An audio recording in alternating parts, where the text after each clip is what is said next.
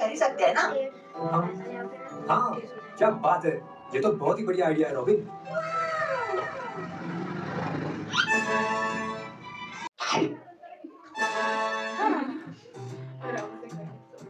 वैसे तुम्हें क्या तुम्हारे पास मेरे लिए भी कुछ है? मुझे बहुत भूख लगी है, 2 दिन से मैंने कुछ भी नहीं खाया। ठीक है, एक काम करता हूँ, इस आलू के 2 टुकड़े कर देता हूँ और तुम दोनों खिला देता हूँ।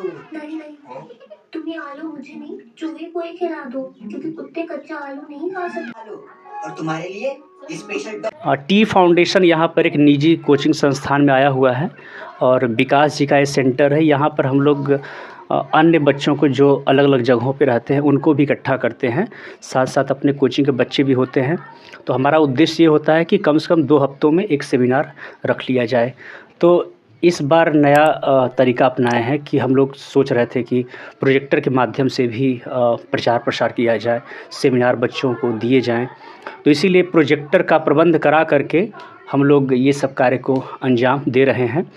और इससे पहले भी इनमें से कुछ बच्चे हैं जो कि प्राथमिक विद्यालय लेहरा में एक प्रोग्राम हुआ था, वीगनिज़म और वेजिटेरियनिज़म पे प्रोग्राम हुआ था, जिसमें ये बच्चे प्रतिभाग किए थे। और तो इनमें से बहुत लोगों को कॉन्सेप्ट क्लियर है कि किन विषयों में बातें होंगी। तो इसीलिए कुछ चुनिंदा बच्चों को चुना गया है और कुछ अलग बच्चे भी हैं। तो बात होगी वही कि पशु क्रूरता निवारण पे।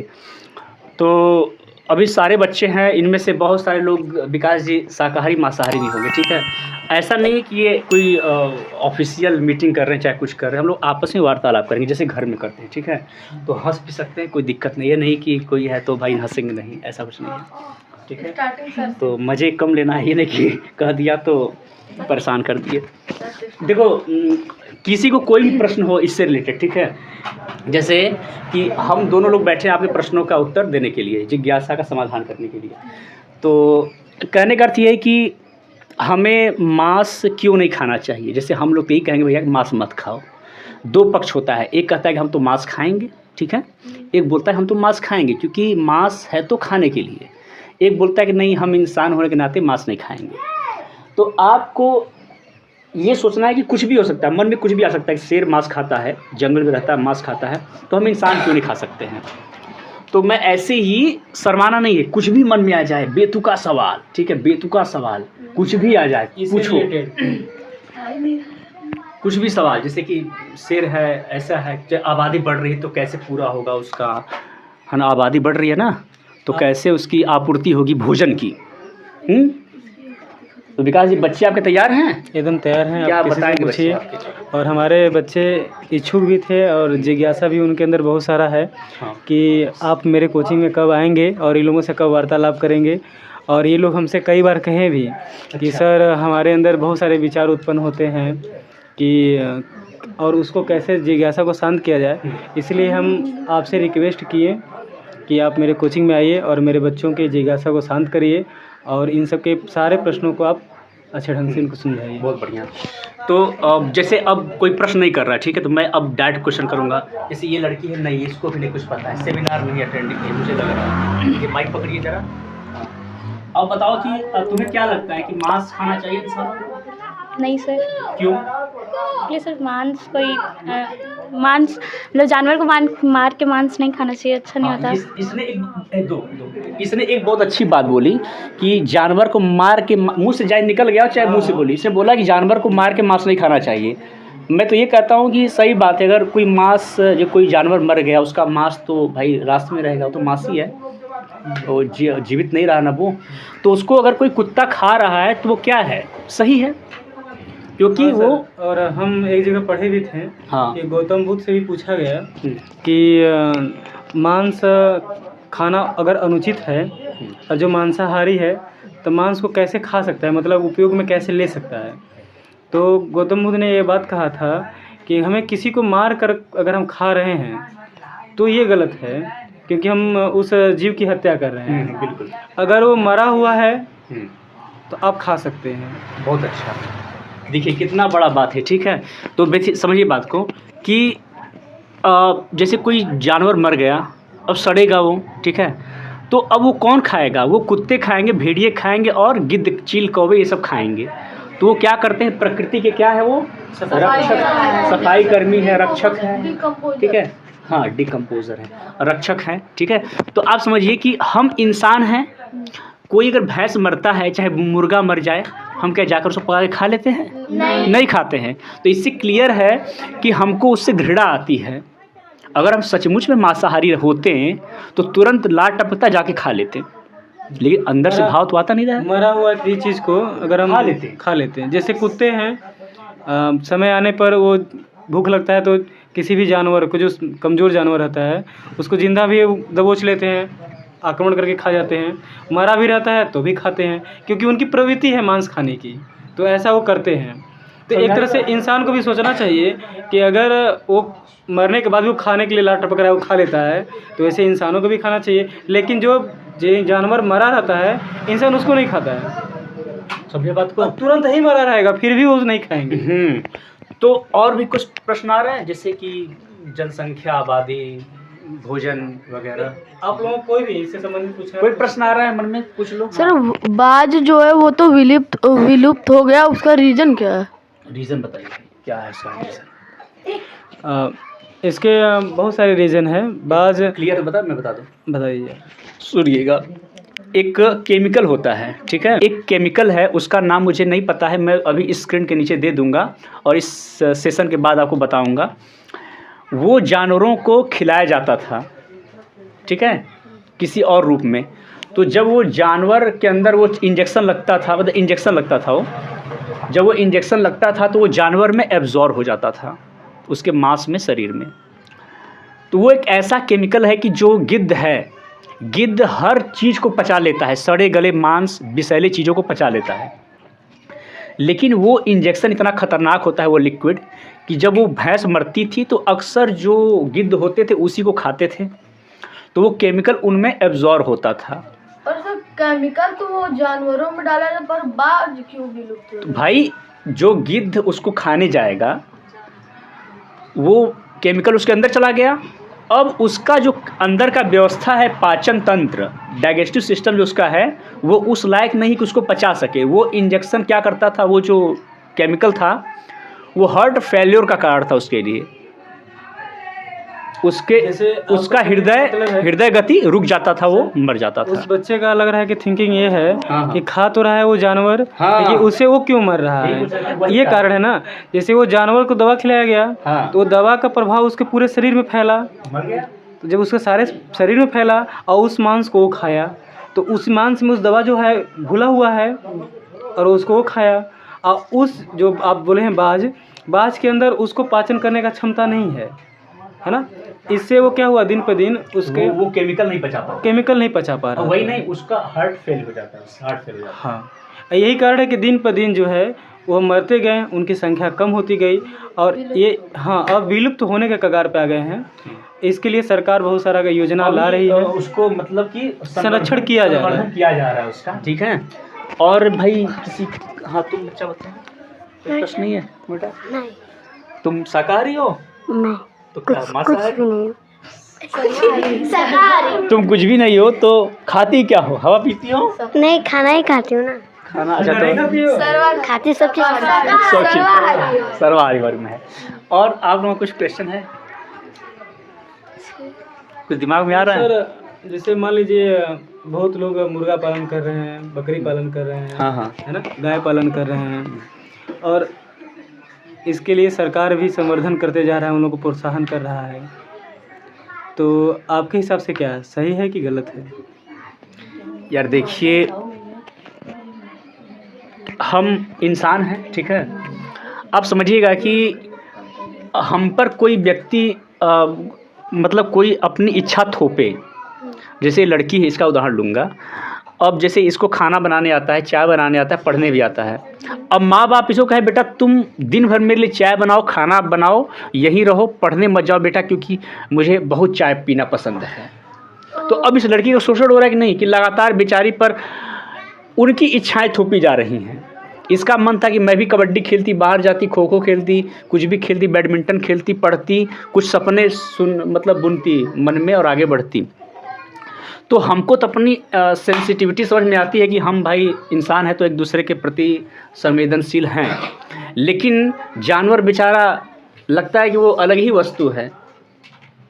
कौन सा जानवर चाहता है कि उसको खूंटे से बांध कर रखा जाए, उसको घर में दबड़े में रखा जाए, उससे अंडे निकलवाए जाए, पक्षी से अंडे निकलवाए जाए, फिर अंत में उस बतख चाहे मुर्गे को काट के गबन कर लिया जाए पेट में। तो हम ये देख पाते हैं कि उनके अंदर भी तकलीफ़ है। और ऐसा नहीं है कि जो जानवर पालते हैं सिर्फ पालते हैं, पालना एक अलग चीज़ है। बोलते हैं पालते नहीं हैं, वो पालते हैं किस लिए? उसका अंडा बिकेगा, दूध बिकेगा, या तो फिर उसका मांस तो बिकना है। अंत में यही होता है ना हालत। अब तो और कठिन है पालना, हर साल आर्टिफिशियल तरीके से अंडे कराना, आर्टिफिशियल तरीके से गर्भाधान कराकर बच्चे कराना और इंजेक्शन देकर दूध बढ़ाना। तो तुम कभी उसको फिल्मेटिक तरीके से मैं दिखाऊंगा तुम लोगों को प्रोजेक्टर पे, देखना कि एक गाय की, एक भैंस की, चाहे किसी भी जानवर पक्षी की कितने मतलब कि हृदय विदारक उसकी जीवन क्रम होता है उसका, और कितने तकलीफ़ों से होते हुए गुजरता है। ठीक है, तो हमको अगर उसके स्थान पर रख करके सोचें। एक कहावत है, आप लोगों को मैंने स्टिकर दिया था, एक छूट गया होगा, कि उसमें एक कहावत है कि वह व्यवहार दूसरों के साथ न करें जो खुद के लिए पसंद नहीं है। ठीक है, आप समझिए कि आपको कोई खूंटे बांध दे और लगातार आपसे काम कराए, कितना गंदा है कि मर जाऊं या तो फिर इसको मार दूं। तो वही जानवर से, लेकिन जानवर क्या है कि मुख है, वो बेचारा कुछ कह नहीं पा रहा है आपसे, आप उसकी बात को समझ नहीं पा रहे हैं। और नज़रिए से अगर हम ये देखा जाए तो ये भी हो सकता है ना कि हम उसके लिए भलाई का काम कर रहे हैं, उसको सुबह शाम खाना खिला रहे हैं, उसको टाइम से पानी पिला रहे हैं। अगर ऐसे छोड़ देंगे तो किसी और के खेत में जाएगा, उसको मारेगा। जैसे बहुत सारे होते हैं ना जो बछड़े को छोड़ देते हैं, अब किसी के खेत में जाता है, मराता है, पिटाता है। ये क्या बोलना चाह रहे हैं आप सभी लोग बताएंगे, आप बताएं क्या बोलना चाह रहे हैं सर? सर ये बोलना चाह रहे हैं ना कि जो सेफ रखते हैं खूंटे में बांध के, उनको टाइम टू टाइम देना रहता है तो वो भी खुश रहते हैं एक तरफ से। वैसे अगर छोड़ दिया जाए तो दूसरे के खेतों में जाके खाते हैं, तो उनको लोग मारते भी हैं। हाँ, सही बात है। तो आपका ये हम लोग ये सोच पा रहे हैं कि हम अगर जानवर को पालेंगे तो वो अच्छा कर रहे हैं। ये कहने का बेसिकली यही अर्थ है कि हम किसी जानवर को पालें तो अच्छा कर रहे हैं, ये कह रहे हैं। अभी आपके इस वीडियो में था भी कि जो कुछ जैसे कुत्ता वाला था कि हम जो रास्ते पे घूमते हैं और हाँ स्ट्रीट डॉग, और उसको हम अच्छे से खिला पिला भी नहीं पाते हैं। मतलब ऐसे रहते हैं तो अच्छे से खा पी नहीं पाते हैं। ये बात क्लियर होगी, आप लोग क्या कहना चाह रहे हैं? और ऐसे अगर हम पाल लेते हैं तो उसको हम अच्छे से खिलाएंगे पिलाएंगे, उसकी सेवा करेंगे, है ना, और इस तरह से उसका लाइफ अच्छा बीतेगा। इन्होंने दो चीज़ें बोली।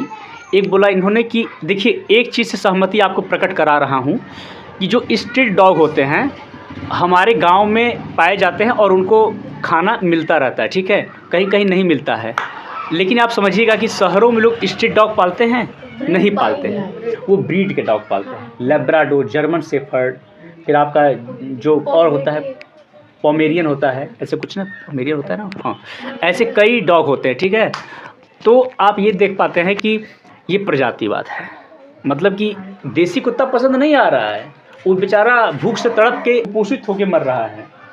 लेकिन उसी तरीके से आप देख पाते हैं कि ब्रीड के डॉग लोग पालते हैं। किस लिए? सांस वगैरह, मेरे पास बड़ा डॉग है, 1 लाख का कुत्ता है, तो मुझसे ये खिलाता हूँ, ठीक है, पेडिग्री खिलाता हूँ, ऐसे वगैरह वगैरह। तो इन्होंने सही बात बोली कि अगर हम पालेंगे, एक परिप्रेक्ष्य में देखा जाए तो आवारा पशु को पालना अच्छी बात है, उनको भोजन मिलेगा। लेकिन आप समझिए इस बात को कि ये तो सही है कि उसको पाल लिए, लेकिन उस कुत्ते का हम नुकसान नहीं कर रहे हैं। पालेंगे, अंत में मर जाएगा। क्या उसका मांस खाते हम? नहीं खाते। तो आप समझिए कि वो जो कुत्ता है हमारे यहाँ आया है, वो कॉलोनाइज किया गया है, वो कॉलोनी में ही रहता है। लेकिन गाय जो होती है पहाड़ी इलाकों पे भी रह लेती है। और एक चीज़ और समझना है कि पालना अच्छी बात है, लेकिन क्या कुत्ते का आप लोग मांस बेचते हैं, दूध बेचते हैं? नहीं। कुत्ता हमारे यहाँ कटता भी नहीं है और उसका दूध भी नहीं बिकता है। वैसे और भी जानवर हैं, इनकी संख्या हम अपने घर बस एक ही कुत्ता रखते हैं, 2 कुत्ता रखे, लेकिन गाय कितनी रखते हैं? 3-4 भी रख सकते हैं, बछड़े लेकर और हो जाते हैं। अगर मुर्गा पालता तो मुर्गा कितना रखता है आदमी? 10, 15, 20 ठो। क्यों रखता है? दिमाग लगा सकते हैं क्या? क्या उसके प्रति प्रेम है? अंडा लेना है, पैसा कमाना है, या मुर्गा बेचना है। तो आप समझ पा रहे हैं कि इन जानवरों को ज़्यादा इसलिए पाला जाता है क्योंकि सबका उसमें स्वार्थ निहित है कि हमसे उसको फ़ायदा लेना है। वो पालना वो दूसरी तरफ है, ये दूसरे पंथी की निशानी है। उसके पीछे कारण है, उसको पालना है, उससे मुझे फ़ायदा लेना है। अब दूसरी बात कि अब इन्होंने कहा कि अगर नहीं पालेंगे तो फिर मर जाएंगे। हाँ। बाहर कोई डंडे मारे, कोई मारे खा जाएगा। जब हम कॉलोनी में आए, हम ये शहर बसा के रह रहे हैं, गांव बसा के रह रहे हैं। पहले सब लोग जंगल में थे। ये जो कुत्ते थे कई हज़ारों साल पहले ये भेड़िए हुआ करते थे। इनको गली में रहना पसंद नहीं था। अब इंसान इतना चतुर है कि भेड़ियों को पकड़ करके उनको पालतू बनाया। जब भेड़िए कई साल से पालतू बन गए तो उनको बाहर अच्छा नहीं लगा, वो यहीं रह गए और सिमट करके पालतू बन के रह गए। तो वैसे ही हाथी देखो, इतना विशाल जानवर, उसको हम सर्कस में नचवाते हैं और बुरे तरीके से उसको मार मार के चाबुक से उसको दंड देकर उसको दिमाग में डर पैदा करते हैं बचपन से, तब जाकर वो कंट्रोल होता है जवानी में जाकर के, बड़े होने पर। तो हम यही पाते हैं कि जो गाय थी वो भी जंगली थी, भैंसें भी जंगली थी, सब जंगली थी। तो हम वहाँ से लाए हैं, वहाँ ज़्यादा अच्छे से थी, यहाँ पर उनका जीवन और शोषित कर दिए हम। वो अपना अच्छे से थी, ठीक है, शिकार हो गई, मर गई, है ना। लेकिन अब ये समझिए कि अब आप ये के मन में एक और बात आएगा कि सर अब तो कॉलोनी में रहती हैं, अब क्या किया जाए, अब तो संख्या बढ़ गई है, अब नहीं पालेंगे तो कहाँ, तुम मर जाएंगी, तुरंत मर जाएंगी। अब आप समझिए कि भारत जो है टॉप पे है एक्सपोर्ट करने में बीफ क्या होता है, गाय का और भैंस का मांस, ठीक है। ऐसा क्यों हो रहा है? क्योंकि 140 करोड़ आबादी को दूध चाहिए, हमें दूध चाहिए, तो कई सौ करोड़ गाय को गर्भवती करना होगा और उनसे बच्चे निकलवाएंगे तब दूध आएगा। क्योंकि दूध ऐसे नहीं आता है, बच्चे होते हैं तब दूध आता है। और ऐसा प्रकृति क्यों करती है? क्योंकि उस बच्चे को दूध चाहिए। कुछ महीनों के बाद दूध आना बंद हो जाता है, क्योंकि नेचर ये चाहती है कि बच्चा जब बड़ा हो जाए तो खुद अपनी माँ का दूध ना पिए। तो इंसान 60 साल का होकर के उस दूसरे मादा का दूध क्यों पीता है? ये जो है दिमाग में बिठाया गया है, ये कोई बताता भी नहीं जल्दी है। अब इनकी एक बात और आई है कि इनकी संख्या बढ़ गई, अब ये कहाँ जाएंगे? हर साल अनियंत्रित तरीके से आर्टिफिशियल इंसेमिनेशन, मतलब कृत्रिम तरीके से सुई के माध्यम से, इंजेक्शन के माध्यम से उसको प्रेग्नेंट करना, है ना, फिर उससे बच्चे निकलवाना हर 1.5 साल में। और जबकि जंगल में गाय रहती तो शायद 5 साल में एक बार प्रेग्नेंट हो जाएगी, क्योंकि वो ऐसा नहीं कि वो टारगेट करके हो ही जाएंगे, ऐसा नहीं होता। तो इसलिए वहाँ पर संख्या उनकी कम रहेगी। यहाँ पर पता है कि अब ये टाइम इसका हो रहा है, तो इनकी संख्या ऐसे करने से 5 से 6 गुना बढ़ जाती है। और अभी भी जंगलों में पर्याप्त भूमि है, अगर ये जंगल में चले जाएँ तो उनका जीवन एकदम स्वतंत्र रहेगा, नारकी जीवन नहीं रहेगा। शेर तो एक बार झपट्टा मार के नोच के खा जाएगा, लेकिन उसको प्रताड़ित नहीं करेगा। लेकिन हम लोग जो है जब काटते हैं मांस को तो बड़ी बेदर्दी से, और भी तरीके हैं। तो भाई मर तो यहाँ भी वहाँ भी रहेगा, लेकिन वहाँ पर कम मरेंगे क्योंकि संख्या कम रहेगी। दूसरी बात कि यहाँ पर हमने अगर 1 करोड़ गाय जंगल में रहती तो यहाँ हम 20 करोड़ पैदा करा देते हैं, समझ रहे हो। तो इसीलिए एक ही तरीका है कि उनके जो गोचर भूमि है, जो उनका जंगल का पहाड़ का स्थान, उनके लिए सुरक्षित रखा जाए। ऐसी योजनाएं बननी चाहिए। अब दूसरी बात एक चीज़ और दिमाग में आएगी कि आप पाल रहे हैं, कहते हैं कि हम इसको रखेंगे तो हम इसको नहीं कटवाएंगे। ऐसी बात नहीं है। जितनी संख्या बढ़ेगी किसान बाद में उसको नहीं खिलाए, क्योंकि बूढ़ी हो जाएगी तो कौन खिलाएगा? बूढ़ी हो जाएगी गाय भैंस तो वो किसान नहीं खिलाएगा, क्योंकि उसका चारा महंगा है और कोई किसान नहीं खिलाएगा तो कहाँ जाएगी? अब वो सिर्फ कटेगी। ऐसी संख्या 20 गुना कट गई, ऐसी 1 ही गुना कटती चाहे मरती जंगल में। तो हम 20 गुना ज़्यादा हिंसा कर रहे हैं पाल करके। बात साइंटिफिकली समझ में आ रही है ना? ये गणती बात है। अब तो दूसरी चीज़ पे बात करते हैं कि अगर अब बच्चों को पोषण कहाँ से मिलेगा? अब तुम कहो बेटा हम दूध पीने का हमको लालच रहा है, मतलब जो भी कदम इच्छा है कि हम दूध पीना चाहते हैं, दूध कहाँ से मिलेगा? क्योंकि बोला जाता है कि गाय का दूध संपूर्ण आहार होता है। आप समझिएगा कि इतने तरह के वनस्पतियां हैं, पौधे हैं, उसमें भी हर तरह के मिनरल्स, विटामिन्स पाए जाते हैं। दूध अगर आपको पीना है, किसी बच्चे को दूध पीना है, वो जो है मोटा अनाज नहीं पचा पाता है, तो 10-20 तरह के प्लांट बेस्ड मिल्क आते हैं, मतलब पौध आधारित दूध जो पौधे से बनते हैं, जैसे नारियल का दूध है ना, कोकोनट ऑयल, कोकोनट मिल्क हो गया, सोया मिल्क, सोया बीन के जो दाने होते हैं उनको पीस करके बनते हैं, उसका पनीर भी बनता है, उसको बोलते हैं टोफू। उसमें इतना प्रोटीन होता है कि तुम्हारे पनीर से ज़्यादा प्रोटीन होता है। अब बताओ, कोकोनट ऑयल, कोकोनट मिल्क हो गया, सोया मिल्क हो गया, काजू का मिल्क हो गया, आलमंड का मिल्क हो गया, और भी कई, ओट्स का मिल्क हो गया, माइलेट्स का मिल्क हो गया, ऐसे 50 आपके पौधे से बनने वाले दूध है। जबकि भैंस गाय तो एक तरह का दूध आता है। नारियल का दूध इतना अच्छा है कि बहुत सुपाच्य है, उसकी चाय बढ़िया बनती है, उसके आप आइसक्रीम बना लो, बहुत अच्छा लगता है, मट्ठा बना सकते हो, और बहुत सारी चीज़ बनते हैं। जैसे आपके सोयाबीन के भी कई सारे दूध के इंग्रेडिएंट्स बनते हैं। कास्ट के मामले में हम लोग के एरिया में हाँ नहीं, अभी तो वही तो गलतफहमी है। आपके यहाँ डेयरी है ना, ये नहर पे, आप 1 लीटर दूध कितने का ले जाते हो? 60 रुपया। अब बताओ कि 1 लीटर दूध का दाम 60 रुपया है। अब पता नहीं कहाँ किस सिचुएशन में आया होगा, वो कितने बैक्टीरिया के साथ आया होगा, ठीक है। फट भी सकता है दूध, बाद में दोबारा फेरा नहीं जा सकता, उसको रिटर्न कर देगा। मान लो कि वो दूध बढ़िया है, 60 रुपये का है। नारियल कितने का आता है एक गोला? 60 कितने का? 50-60 मान लो 50 का, महंगाई 50 वैसे 40 का मिल जाता है, मैं 50-60 ले लेता हूँ। एक गोला नारियल का 60 का लीजिएगा, बड़ा वाला, उसको आप फोड़िए, उसके कई टुकड़े कीजिए, छोटे छोटे पीसेस। मिक्सर आपके घर में होगा, उसको मिक्सर में डालो, उसमें पानी डालो जितना, अब एक गोले में 2 लीटर दूध बनेगा, 2 लीटर डाल देना उसमें, और उसको ग्राइंड करना। जब करेगा ना बोलेगा, समझे, जब बाहर निकालना, छान लेना उसको। वो जो बुरादा रहेगा उसको तुम बर्फ़ी बना लो या फिर पौधों में डाल दो। अब जो छना हुआ चीज़ है वो क्या है? दूध है। उसको तुम स्टोर करके 2 दिन रख सकते हो, ख़राब नहीं होगा। ये तुम्हारा दूध ये ख़राब नहीं होगा, पौधे का है वो। उससे चाय बनाओ, कॉफ़ी बनाओ, आइसक्रीम बनाओ, कुछ भी बनाओ। सबसे अच्छी बात ये है कि उससे पेट ठंडा भी रहता है, पेट अच्छा रहेगा आपका। उस और वो बहुत बढ़िया दूध, उसमें तुम सब चीनी डाल दो, चाहे तुम उसमें कुछ डाल दो, इलायची डाल दो, पियो, गजब लगता है।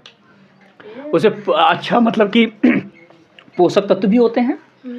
तो ये हमारे यहाँ बनता नहीं है, लेकिन नारियल दूध बहुत पहले चलता आ रहा है, लेकिन हम लोग उसको बनाते नहीं हैं। हम लोग जानते हो, हम लोग टोफू खाते हैं कभी कभी।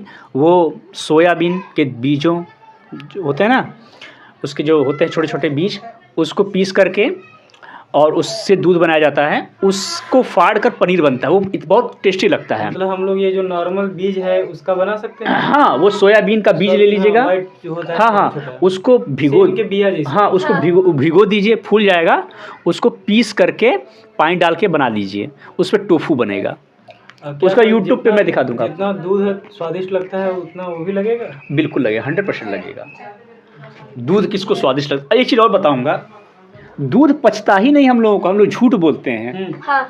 तुम कभी, मम्मी क्या करती है, बेटा हॉर्लिक्स डाल लो, बेटा चीनी डाल लो, गुड़ ले लो बेटा, वो ऐसे खाली दूध नहीं देती। क्यों? जानती है कि दूध तुम्हें पचेगा नहीं, क्योंकि जो बच्चे होते हैं ना, उसके अंदर लैक्टोज एंजाइम होता है, लैक्टेज एंजाइम होता है, ठीक है। लैक्टेज एंजाइम जो होता है वो कुछ गैलेक्टोज की प्रक्रिया होती है उसमें, वो मिल करके ही दूध को पचाता है। लैक्टेज एंजाइम जो होता है वो बच्चों में होता है, जैसे 6-7 माह का बच्चा उसके अंदर रहेगा।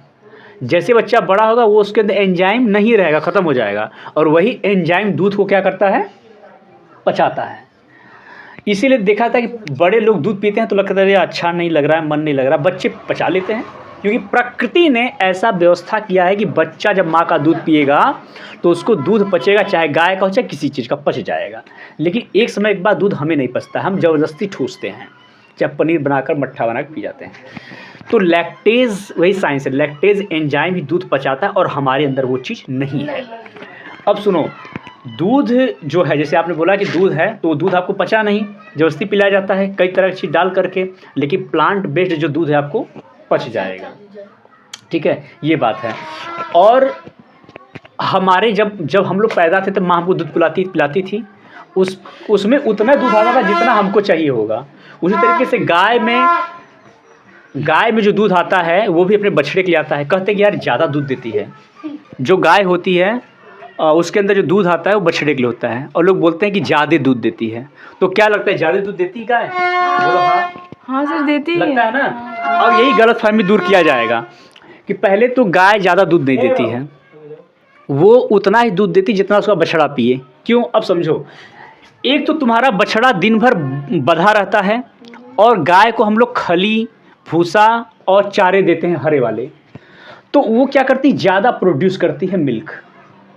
अब ज़्यादा प्रोड्यूस करेगी तो बछड़ा तो बंधा है, अब बछड़े के 4 पैर क्यों है? पहाड़ डाकने के लिए और चढ़ने के लिए। और चूँकि बछड़ा बंध गया, उसको पिलाया जाएगा 2 टाइम, और बछड़ा पीता है मेनी टाइम्स, हर 2 घंटे। बच्चे जो होते हैं छोटे पैदाए वाले, वो हर घंटे दूध पीते हैं, हर 2-3 घंटे पे। तो बछड़ा क्या करते हैं कि हर सुबह और शाम बस यही पिलाते हैं। आदमी किस लिए करता है? दिमाग की, अब उसको कम पिलाएंगे, एक बार ज़्यादा नहीं पिएगा, अब बाकी अब दूध लेंगे, निकाल लेंगे। तो अगर बछड़ा को छोड़ देंगे तो वो लगातार 3 घंटे और दूध पीते पीते क्या करेगा, सारा दूध पी जाएगा, और वो दौड़ेगा टहलेगा तो उसका क्या हो जाएगा, पच भी जाएगा। बात समझ में आ रही है? और जो उसको हम खिलाते हैं उससे दूध उसका ज़्यादा बनता है। तो बात यही है कि हम उसको अपने यहाँ बांध करके और अच्छे अच्छे चारे दे करके बढ़ाते हैं, फिर बोलते हैं ये 2 टाइम ही दूध पीता है। 2 टाइम नहीं पीता, कई टाइम पीता है, बस वो बांध कर रखते हैं। ये इसके साथ साजिश की जाती है, ठीक है ना, ये उसके साथ साजिश है। अब अपने में कुछ चर्चा कीजिए, तो कुछ प्रश्न करना तो करिए, फिर एंड कर देते हैं। अगर कभी भी वो जो जानवर होते हैं, बहुत सारे जानवर होते हैं कि ऐसे निकल करके जंगल से बाहर आ जाते हैं, ऐसे शहरों में आते हैं, जैसे शेर हो गए, बाघ हो जाते हैं, ऐसे आते हैं, तो वो क्यों आते हैं? उनका तो घर जंगल, तो उनको जंगल में होना चाहिए ना, तो क्यों आते हैं? भाई सबसे बड़ी बात है कि हम भी पहले जंगल में ही रहते थे, हमारा भी घर जंगल था, लेकिन हमने क्या किया कि हम तो मान लीजिए कॉलोनी में आ गए, शहर बसा लिए, गांव बसा लिए, कस्बा बसा लिए, सब कुछ बसा लिया।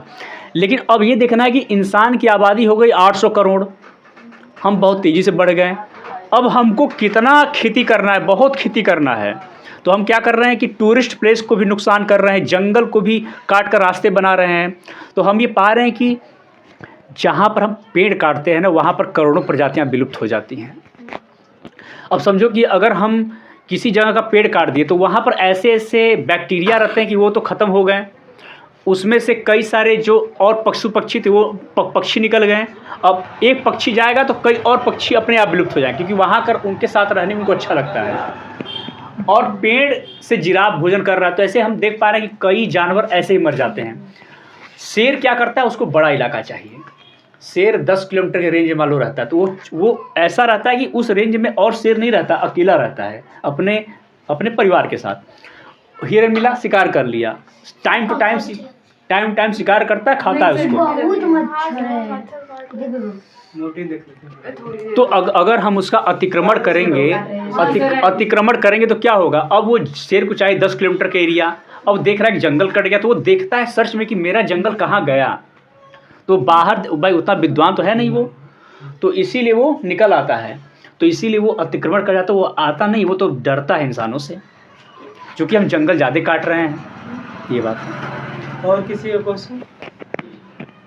बस इसीलिए हमको फॉरेस्ट को काटना नहीं है। हम सबसे बड़ी बात है कि सारी समस्या का जड़ क्या है? आबादी को बढ़ाना। आबादी कम कर दो, सारी समस्या कम हो जाएगी, खत्म। एंड करें इस सेशन का। और कोई क्वेश्चन पूछना है आप लोगों को? हाँ सर जी सर, आप अभी बताए थे ना कि जो भेड़िया हैं वो जंगलों से निकल के आए तो कुत्ते बन गए। अब भेड़ियों का क्या होता है कि पूंछ सीधा होता है और कुत्तों का टेढ़ा होता है। तो ये बताइए कि कुत्ते पूंछ कैसे टेढ़ा हुआ? वही मैं कह रहा हूँ कि देखिए, एक डार्विन का सिद्धांत है, आप पढ़े होंगे, विकासवाद का सिद्धांत पढ़े हो, एवोल्यूशन का। जिराफ का जैसे जिराफ पहले छोटा गर्दन खाते ऊंचा हो गया, तो ऐसे ही आप पाते हैं जैसे नस्ल आपने देखा होगा कि आप देख पाते हैं कि जो ब्रीडिंग के डॉग आते हैं, कैसे किसी का जबड़ा बहुत बड़ा हो गया, पग जो आता है हच वाला जो कुत्ता उसका छोटा होता है धंसा हुआ। ऐसे देखते हैं कि वो सब कुत्ते से निकले भी कितनी प्रजातियां हो गए, कई तरह के। तो जो भेड़िया हम लोग यहाँ वहाँ से लेकर जंगल से लेकर आते थे, वो अपने दौड़ना शिकार करना सब करते थे। हमारे रीढ़ के नीचे एक पूंछ की जो जगह बनी, देखे है ना, रीढ़ के नीचे है ना, वो विलुप्त हो गया कि नहीं हो गया? तो हम ये देख पाते हैं कि जो पहले हम बंदर की प्रजाति के हम लोग हैं, तो हम लोगों के भी पहले जो है आदि मानव के टाइम में मनुष्य को भी पूंछ हुआ करता था। लेकिन हम उसका यूज कम करने लगे। और डार्विनवाद का सिद्धांत यही है कि हम जिसका जितना उपयोग करेंगे उसका विकास होगा, और जिसका हम उपयोग जिस अंग का उपयोग नहीं करेंगे वो धीरे धीरे कमज़ोर होते होते विलुप्त हो जाएगा। तो जिस हैबिटेट में रहते हैं वैसा हमारा माहौल बनता है। अब देखो यहाँ पर आने के बाद वो शिकार करना बंद कर दिए। अब भेड़िया को ने बना लिया पालतू, अब उनको खुद ही खाना दे रहे हैं, खुद ही मांस दे रहे हैं, खुद ही चावल दाल दूध दे रहे हैं। तो अब वो शिकार करना भूल गए, बस हाँ हाँ हाँ करते हैं, बस भो भो भो करते हैं। तो अब वो हजारों साल से काटते गए। देखो जब उसे काटे है इसलिए बोल रहे हैं। अच्छा अच्छा। और सर भी बहुत डरते हैं कुत्तों से। हाँ भाई, हमको कहेंगे विकास तुम आ गया हो। ये शूटिंग में जाएगा वीडियो, ये भी डालूंगा। नहीं कट नहीं डालेगा, सही में जाएगा। तो फिर भी कुत्तों तो समझ रहे हो ना, गलत करते हैं। तो समझ रहे हो ना कि रहते रहते शिकार करना भूल गया। अब वो मांस नहीं कुछ और खा रहा है, मिश्रित खा रहा है। तो अब वो बदल गया, उसका तरीका बदल गया। वही है उसका जो है शरीर का अंग सब बदल, आवाज सर, आवाज बदल गया। हम लोग का हार्मोन्स की वजह से मतलब वो हो जाता है लड़का। हाँ, तो वो रहते रहते हर चीज़ बदल जाती है। ये एक दिन में नहीं बदला। तुम तुरंत कंपेरिजन मत करो, भेड़िया कुत्ता ऐसे कंपेरिजन मत करो। ये देखो कि मानव और बंदर में था। हाँ, उसे हजारों साल लगा है। साल लग कुत्तों पहले भेड़ी की तरह थे, अब कुत्ते बन गए बेचारे। और कोई क्वेश्चन आपका? सिंपल कोई क्वेश्चन बोलिए। शेर क्यों बस मांस खाते हैं, वो क्यों नहीं घास उस खा सकते हैं? अगर ये प्रवृत्ति रहती तो सब शाकाहारी हो जाते, हम लोग भी शाकाहारी हो जाते। हमें अगर बचपन में खिलाया गया है, बच्चों को हमारे पूर्वज खाए हैं, हमारे माँ बाप खाए हैं, खिलाए हैं, तो आज हम खा रहे हैं। अगर हमारे माँ बाप भी नहीं खाए होते, हम भी नहीं खाते। और कुत्तों में क्या है, कुत्ता की भी प्रवृत्ति है। हमारा कुत्ता है, हम उसको सोचते हैं कि शाकाहारी चीज़ खाए, लेकिन बाहर से मांस खाया जाता है। देखो कुछ चीज़ें हैं जिनको हम बदल नहीं सकते हैं, ठीक है। जैसे आप देख पाते हैं गाय के सामने आप कितनों मांस रख दो, मांस नहीं खाती है। मैं एक एक्सपेरिमेंट बता रहा हूँ, तुम रखना मत, मांस रखना नहीं चाहिए, गलत बात है। लेकिन अगर उसके सामने कुछ भी रहेगा मरा हुआ तो नहीं खाती, वो सिर्फ शाकाहारी भोजन करती है। लेकिन शेर दाल चावल नहीं खाएगा, मर जाएगा, कहेगा भैया मुझे मांस वो मांस ही खाएगा। और गाय जो है शाकाहारी भोजन ही करेगी। उसकी बनावट ऐसी है, उसके लंबे लंबे दांत है शेर के, फाड़ने वाले और निचोड़ने। इस तरह से सर हम लोग भी कभी बनावट ऐसा है, हम भी खा रहे हैं। अब आगे बताएंगे कि जानवर जो चलता है प्रकृति पे, जानवर चलता है नेचर के हिसाब से। उसको कोई मिल गया खा लिया। जानवर तो पैंट शर्ट भी नहीं पहनता है ना। जानवर कहीं पर शिकार कर देगा। उसका परिवार भी होता है ना कि बदल जाते हैं परिवार। समझ रहे बात को? उसका घर द्वार बदल गया, कुछ भी उसका बदल जाए। कल आज ये घर अच्छा लगा, कल दूसरा घर ले लेगा। तो हम ये देख पाते हैं कि वो प्रकृति उसको चलाती है, प्रकृति चलाती है। इंसान में अंतर है, इंसान अपने बोध और विवेक से चलता है। हम खाने कुछ भी खा सकते हैं। मेरे पास ये नाखून आ रहे हैं, क्या मैं इसको नोच लूँ? नहीं। मेरे ये दांत निकलने, कैनाइन जिसको बोलते हैं, छोटा से ऐसे कुछ नहीं होता है। ऐसे किसी कुत्ते को काट के दिखा दो, खुद से वो काट देगा। तो ये कहने की बातें हैं कि कैनाइन है, मैं तो शिकार करूंगा। जाओ शेर की तरह भिड़ो, बकरी को मारो, बकरी नचा कर मार डालेगी तुमको। दौड़ो बकरी के पीछे, हाँ करो, काटो उसको, मैं तुम्हारा शिकार करूँगी दांत से, खुद तो वो काट लेगी। तो हम ये समझ पाते हैं कि ये सब तर्क है मूर्खतापूर्ण, सिर्फ मांस खाने के लिए। एक चीज़ और जोड़ दूं कि जानवर जो है अपने हिसाब से नहीं चलता, उसको नेचर चलाती, हम बोध से चलते हैं, इसीलिए हम उन्नति करते आ गए। अगर हमें शेर बनना होता तो हम कहें ऐसे नंगे घूमते, समझ रहे हो ना। हम कहें स्कूल पढ़ते, हमने सब कॉलोनाइज किया ना, हम अच्छे से रहते हैं, हम शादी करते हैं तो उसके साथ निभाते हैं ना। इस सिर्फ थोड़ी ना कि भाई कहीं घुस गए, समझ रहे बात को। तो हम जो है नियम कायदे में रहते हैं, बोध से रहते हैं, चेतना से चलते हैं। हमारे पास देखो कुछ भी है, नाखून है, कुछ भी है, हम सबका गलत यूज़ करते हैं। सर आपने अभी बताया कि लायन तो हंट कर रहता है, पर कैमल डेजर्ट एरिया में कैसे सरवाइव करते हैं? ये सब तो बड़ा कठिन प्रश्न है। देखो शेर की बात कर रहे थे ना कि शेर तो जो है शिकार करता है, शिकार करके खा रहा है। ऊँट के बारे में क्या बोले कि ऊँट जो है रेगिस्तान में रहता है। वो वहाँ पे कैसे survive कैसे करता? वही भाई उसके पास एक कुबर होता है, पता है ना, कुबर देखा है ना, समझ रहे हो ना, समझ रहे हो क्या बात है। तो इसके लिए बायोलॉजी आती है, गूगल आता है। मैं एक बात और बता दूं कि गूगल पे सारी जानकारियां हैं, आप समझिएगा। कुछ भी डालो कि कैसे सरवाइव कर लेता है ऊँट रेगिस्तान में, how camels survived in desert, तो आप ऐसे डाल करके पता कर लेंगे कैसे ऊँट रह लेते हैं। भाई उनका रासायनिक ऐसा संरचना है कि उनके पास स्टोर रहता है 30-30 दिन तक, इसीलिए ऊँट रेगिस्तान में चलता जाता है। तो प्रकृति के भाई अजीब लीला। कोरोना मरा थोड़ी ना है, कोरोना आज भी जिंदा है। एक चीज़ और है, जो भीषण जंगलों में अगर तू जंगल काट दो 10-20 सालों में, वहाँ इतनी बैक्टीरिया है कि वो मरते बैक्टीरिया कभी मरते नहीं हैं। वो बैक्टीरिया जो वहाँ पर छिपे हुए हैं वो उड़ेंगे, बाहर आएंगे, अब वो इंसानों से फैलेंगे और हर जगह फैलेंगे। इसलिए कहा जंगल को मत काटो क्योंकि उसके अंदर बैक्टीरिया है, जो जैसे वैसे रहने देना है। तो अद्भुत लीला है ना पूरा, मतलब हर अलग अलग नेचर का है। सांप देख लो, इतने जहरीले होते, कुछ सांप जहरीले होते ही नहीं हैं। तो नेचर ने अलग अलग बनाया सबको, ये सब। हाँ, मैं यहाँ पर इसलिए आया हूँ कि भाई जो मीडिया आपको नहीं बताता है, जो लालच के आड़ में लोग छिपा जाते हैं, वो मैं बता रहा हूँ।